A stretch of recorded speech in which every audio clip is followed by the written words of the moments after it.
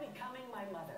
Here to weigh in, our lifestyle expert Harriet Cole, as well as Jill Zarin and Lisa Wexler, authors of Secrets of a Jewish Mother. Welcome, ladies. Welcome. Hello. So, Harriet, is it a genetic thing? I mean, do we really become our mothers, or is it one of those things that just through behavior we sort of watch and emulate? I think it's a dual kind of thing. Nurture nature. Yeah, it's true. I mean, many of us look like our mothers. I kind of look like my mother. We also behave like our mothers, and it makes sense. We grow up with them. They're all usually the ones that she is here, and she is a beautiful woman. Yeah, she is. And you know, we grow up with them. We learn the values of our mothers, of our families through our mothers. So it makes sense that at a certain point it clicks in, and then you hear yourself. You say something, or you do something. Yeah.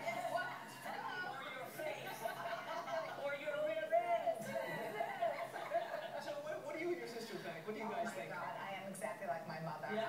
But in a good way. But I do sound like her. I actually literally sound like her. To clean up the room, Allison, clean up your room. You're PIG. Yeah. Oh, she can spell now if she's watching. You know, take your medicine and don't forget a sweater when she leaves the house. How many times do we remind our kids? And I used to like yell, I know I need a sweater. And now I do the same thing that she does. I do that to Frank now.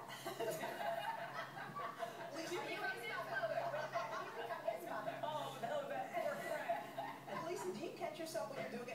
Are you saying to yourself, oh my gosh, that's something my mom does and I do or don't want to do Or it? the words or the intonation, they come right out of your mouth and you say, oh my God, was that my mother that just spoke? But you know, we actually put it in our quiz at the end of our book. Yeah. Our quiz was, how do you know you're a Jewish And what are mother? some of the But really, questions? well, the last question was that you're starting to sound like your own mother. Yeah. Is that a geshrai? I hear geshrai is a yell in Yiddish, Yeah. which means if you're not married, you better watch it. That's okay. So how do we learn as young children? Because we really do. Our children see the world through us first before any other outward effects and influences on them. So how do we learn as mature women as we're growing?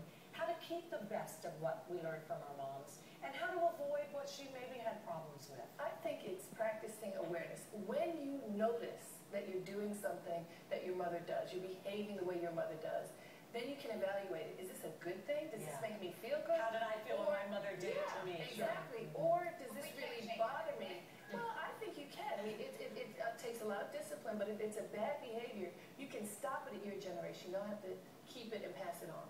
But you have to work hard. Well, you know what? It's very interesting because in our family dynamic, we had an unusual situation. I adored my grandma still, my mother's mother.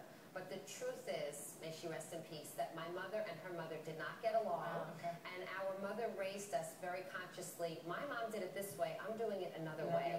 So I learned from a parent who consciously changed a lot of the patterns. It can be done. Because we hear her change that. What's good, what you like.